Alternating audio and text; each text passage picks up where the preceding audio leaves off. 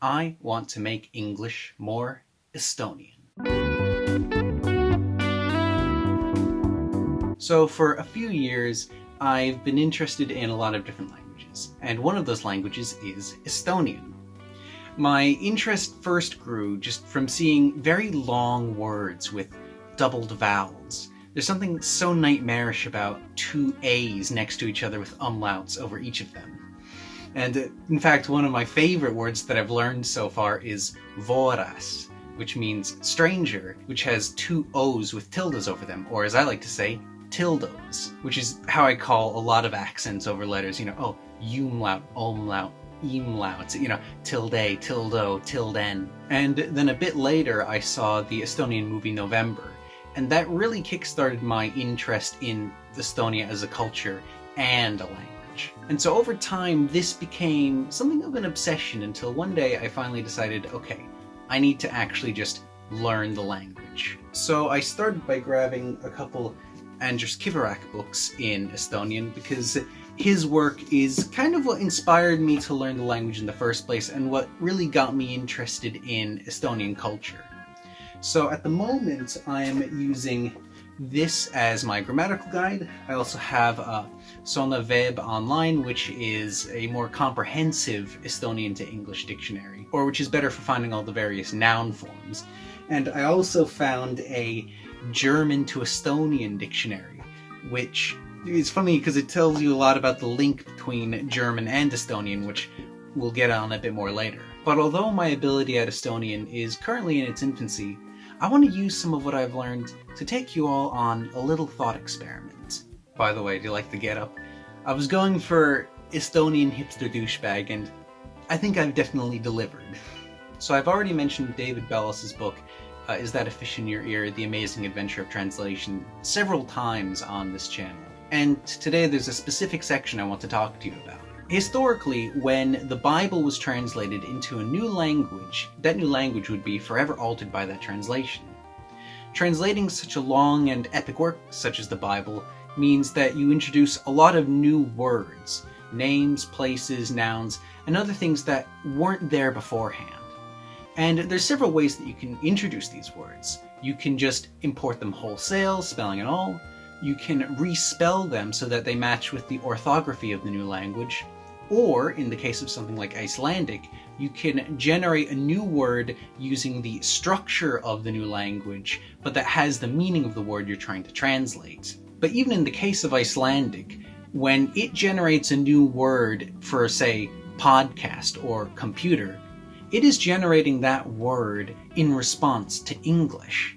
The English language comes up with a new word for the internet, and now Icelandic, in response, needs to have a word to match that. It is still being influenced by other languages. And so having the Bible translated into your language is a mixed bag. On the one hand, it's good because it introduces a lot of new vocabulary. It can be used to standardize your spelling, and it also adds sort of an international legitimacy to your language.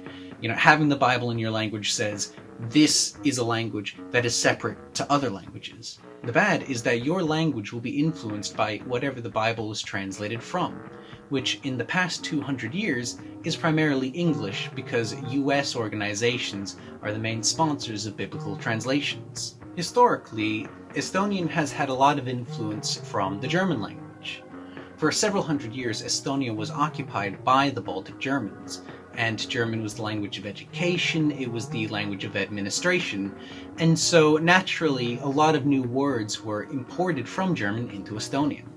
You could see this in the German word treppe, or for stairs, which is mirrored in Estonian's trep or trepi. In modern times, you have English having a lot more of an effect on Estonian because of the internet and media dominance, or you'll have a lot more Estonians just learning English straight up because they need that to communicate with the wider world. And so now I wonder, what if we did the reverse? English has so much influence over all of these other languages, but what if these languages influenced English? What would it look like if English was influenced by Estonian? So first up, greetings. English speakers naturally use a lot of greetings from other languages in their everyday speech. You'll see stuff, hola, sayonara, bonjour. And while these are often used casually and potentially with some irony, the fact that they are so widespread means that it would be very easy to incorporate Estonian greetings in there. So, you have tere, or hello. You can also use nagamist, or goodbye. Both of those would slot in very easily into English. But is this all we can do? Surely we can go a little further than just saying hello. Well, this is where we encounter a little bit of a problem. You see, you can say whatever words you want, but that doesn't mean it's going to actually catch on. I could tell you that, keskpäev is noon. And so anytime I'm scheduling something for noon, I could say keskpäev instead of noon. Oh, the meeting's at keskpäev. But that's not really going to catch on, is it? Why would someone say keskpäev instead of noon? And if you think the words that come from other languages that actually stick with us usually speak about something that does not exist in our own language. If you take, for instance, kawaii in Japanese, that describes something that, commercialized cute look that doesn't really exist in English. Likewise, schadenfreude and many German words especially are well known for capturing complex feelings in just one long word. So, for an Estonian word to catch on, it merely has to describe something that does not already exist in English. And so one possible idea is the word cracked.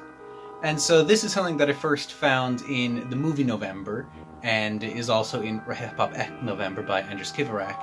And the krat is a being that is assembled out of farming tools and given a soul by the devil, and it's meant to do menial labor for a farmer. It's essentially like, the slave robot. And while we have similar words such as golem or tulpa, those come from Hebrew and Tibetan. They are also concepts that do not exist fully in English. And so krat is a word that you could import into English basically wholesale because the concept it describes only really exists in Estonian. Okay, so that's one way we could import vocabulary from Estonian, but does that lay the foundation for further vocabulary? Overall, specificity is key. Think of the Yiddish word chutzpah. That doesn't just describe moxie, it doesn't just describe brazenness, because we already have those words in English. Chutzpah has connotations of the underdog, of someone fighting against the bigger man using only their wits and cunning. That is a very specific thing that is best described by that word. And so for something in Estonian to catch on, it has to be something specific that we would need to use in everyday conversation. Grammar is a lot harder to import. Quite simply, the word order, the verb conjugation, the declining of adjectives and nouns, all of that is completely different in Estonian, and to bring it immediately into English would sound less like you've influenced English with another language, and more that you're saying English wrong. If we used Estonian's flexible word order to say something like, I want home to go, that just sounds bad. It doesn't sound like it's foreign influenced. And so because a lot of grammar is about sentence structure, just taking completely different structures and mashing them together can become incomprehensible really quickly.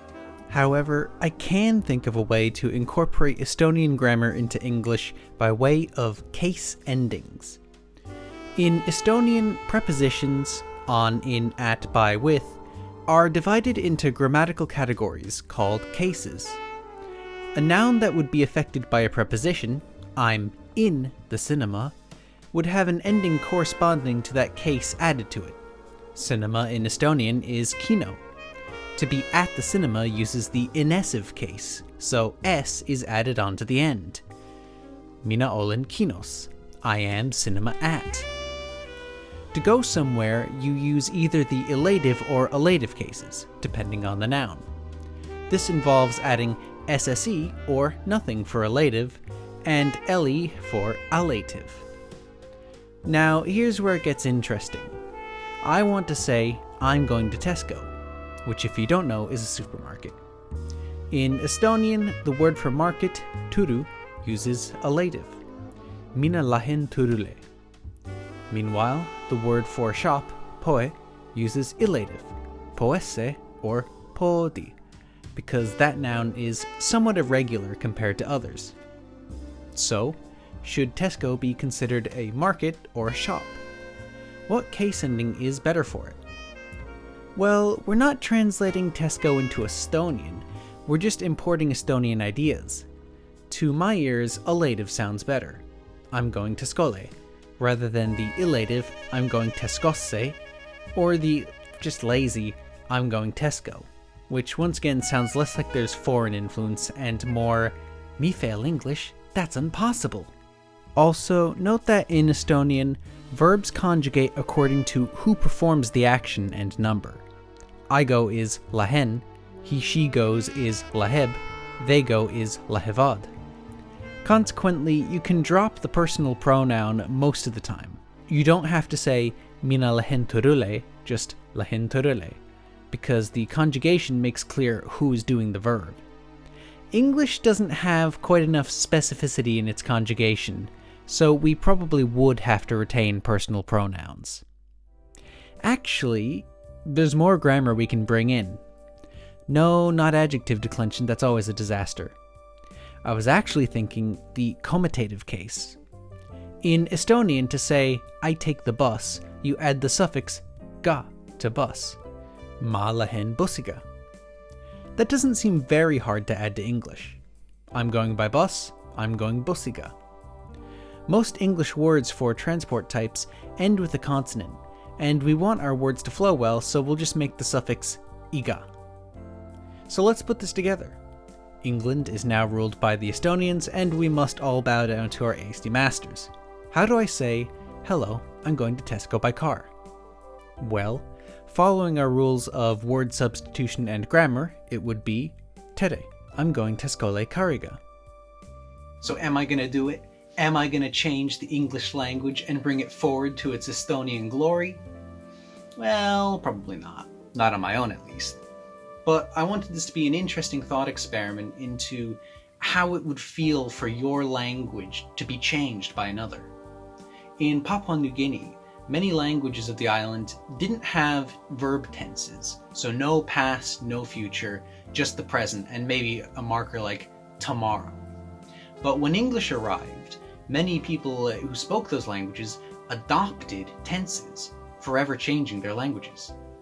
Is this change bad? Well, not objectively. Languages will always change when they encounter something new, but English is so often the agent of change. I wanted to see what it would look like if English was the object of change. And this is a question, or even inspiration, to you viewers. For people who speak a native language that is not English, what would English look like if it were influenced by your native language? Tell me in the comments, or make a whole video about it. Hey, so did you know that I recently released a new EP?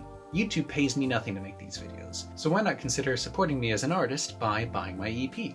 Link in the description. And of course, don't forget to like, comment, and subscribe.